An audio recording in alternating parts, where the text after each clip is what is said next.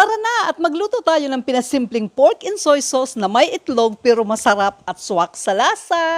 Sa isang kawali, magpainit na tayo ng konting mantika tapos igisa na natin yung bawang sibuyas. Pagluto na yung sibuyas at bawang, ilagay na natin yung 400 grams na pork belly. Tapos lagyan na natin ng toyo, pamintang buo at saka laurel. Hayaan natin matuyo para ma-absorb ng karne yung timpla. Pag tuyo na, pwede nang lagyan ng tubig.